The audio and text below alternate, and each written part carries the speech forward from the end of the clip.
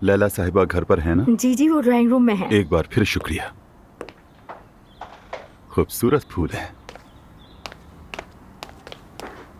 अस्सलाम वालेकुम। वालेकुम अस्सलाम। कैसी हो मेरी मलिका? अल्हम्दुलिल्लाह, मैं ठीक हूँ, बहुत शुक्रिया। हाँ। तुम कैसे हो? ठीक हो ना? आओ बैठो। तुम्हें देख लिया तो कैसे बुरा हो सकता हूँ।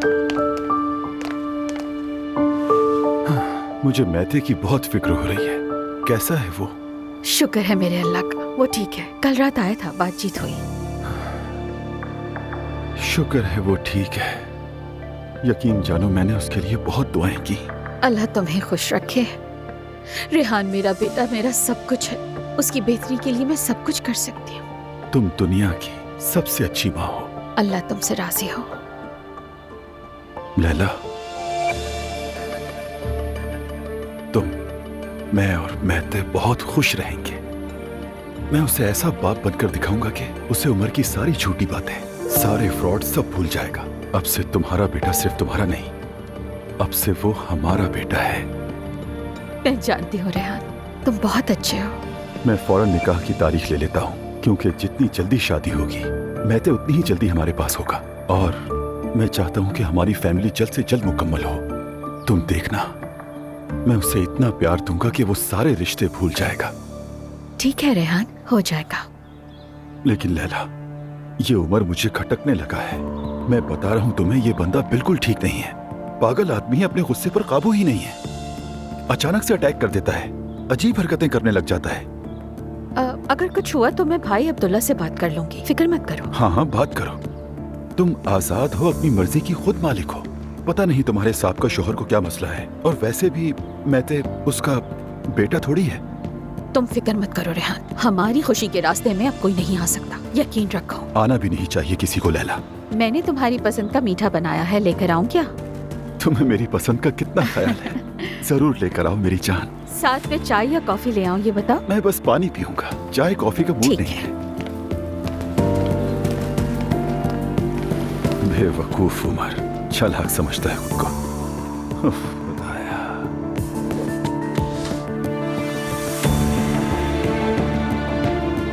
मैं तो इस वक्त बहुत उलझा होगा। सबसे अच्छा वक्त यही है। स्कूल के बाद उससे मिलने जाऊंगा और उसे अपने हक में कर लूंगा।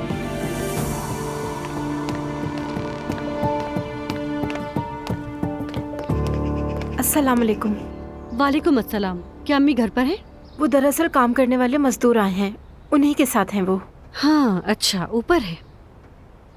चलो तो फिर तुम अपना काम देखो, शायद तुम्हें बुला लें वो। अच्छा ये लो, ये लो।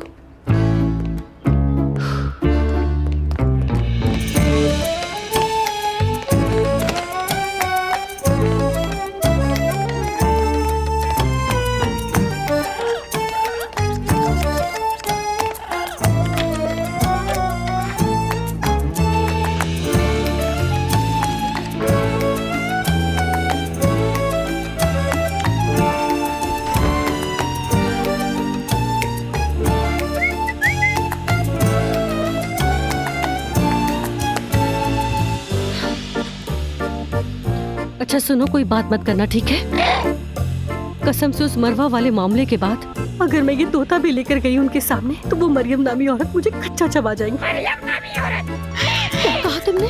मरियम नामी औरत। चुप हो जाओ। बोलो मेरी अम्मी, बोलो फरिश्ता अम्मी। मरियम नामी औरत। कसम से जुबान खींच लूंगी, गंजे अप्पू को दे दूंगी, वो तुम्हारे सारे बाल नोच लेगा। गंजे अप्पू। या मेरे अल्लाह, तुम बुरे अल्फाज से क्यों दोहराते हो? गंजे अप्पू। या अल्लाह, मैं इस पागल तोते का क्या करूं? ये भी पागल निकला। चुप हो जाओ, खुदा के वास्ते चुप हो जाओ। हुलिया देखो, ठीक करो जल्दी।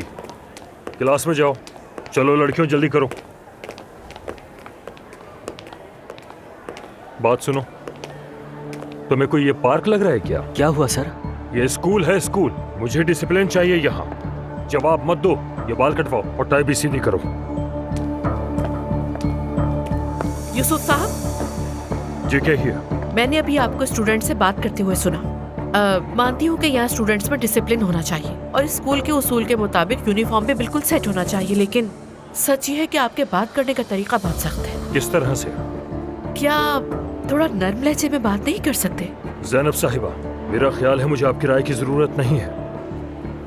यूसुफ साहब, अगर हम स्टूडेंट्स की बेहतरी चाहते हैं तो एक दूसरे को तंबीह करना बुरी बात नहीं। मैं अपने डिजिग्नेशन के मुताबिक आपको ऑर्डर कर सकता हूँ, लेकिन आप नहीं कर सकती हैं। अगर मुझे जनरल मैनेजर के तौर पर तैनात किया गया है तो यूं ही नहीं। और हाँ, एक और बात, मैं जानता हूँ मैं क्या कर रहा हूँ। मैं भी डिसिप्लिन की ही बात कर रही हूँ। हाँ बिल्कुल, मैं इसी कमी को खत्म करने के लिए यहाँ पर आया हूँ और तमाम खामियों को दूर करूंगा। बेटा, अपने साथ बिस्तर भी ले आते। ये क्या हालत बनाई हुई है? कर लूंगा सर। क्या किसी कैफे में आए हुए हो तुम? रवैया ठीक करो, तुम्हारे बाप का स्कूल नहीं है।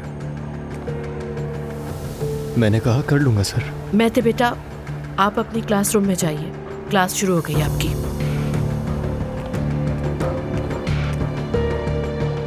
यूसुफ साहब, मेहती इस वक्त बहुत मुश्किल वक्त से गुजर रहा है। उसके फैमिली के मसाइल बढ़ चुके हैं। तो क्या करें? कैसे स्पेशल रियायत दें? ऐसी बात नहीं, बस हम सख्ती से बात ना करें, क्योंकि इस वक्त वो ज़हनी दबाव का शिकार है। उसे मजीद बगावत पे ना उकसाइए। हर इंसान की जिंदगी में कोई ना कोई मसला होता है। ये सब फजूल बातें हैं और आप तलबा की बातों पर ज्यादा ध्यान मत दिया करें। ऐसा नहीं होता, गॉट इट? बिल्कुल नरमी नहीं।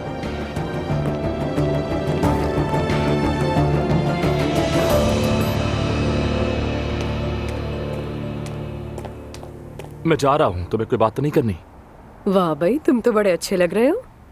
नहीं नहीं, तुम जाओ और खूब एंजॉय करो जाकर। ओके, मैं जा रहा हूँ फिर। अस्सलाम वालेकुम। अरे दुआ, वालेकुम अस्सलाम। शुक्रिया, क्या हाल है? ठीक हूँ, नूर के साथ खाने पर जा रहा हूँ। वाकई बहुत खुश हूँ तुम दोनों के लिए। चलो शुक्रिया। तुम लोग बातें करो, मैं अपनी महबूबा को इंतजार नहीं करवाना चाहता। चलो, हम में से कम कोई तो खुश है।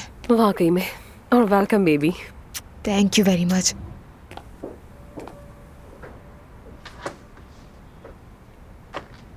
तो क्या हाल है तुम्हारे? बहुत बुरी। तुम वाकई में बीमार पड़ जाओगी दुआ। यानी अगर मैं इतनी टेंशन में हूँ तो तुम्हारी क्या हालत होगी?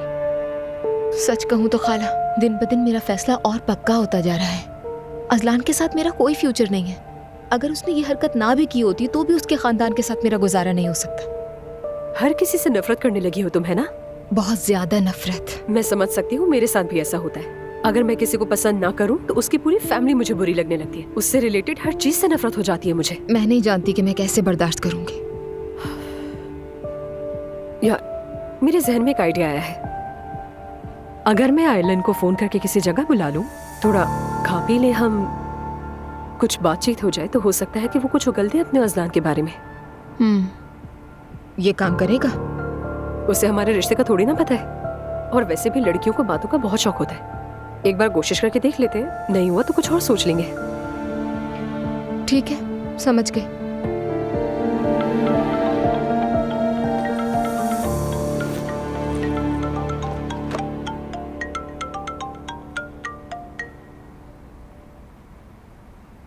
हेलो।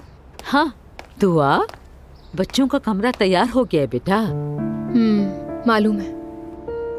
क्या तुम आकर नहीं देखोगी?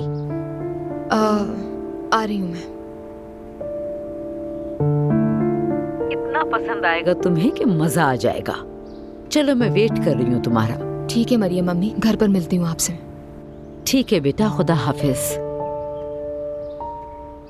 वैसे तो उसे कोई भी चीज पसंद नहीं आती, क्या करूं? या अल्लाह सब्र देना। हयात।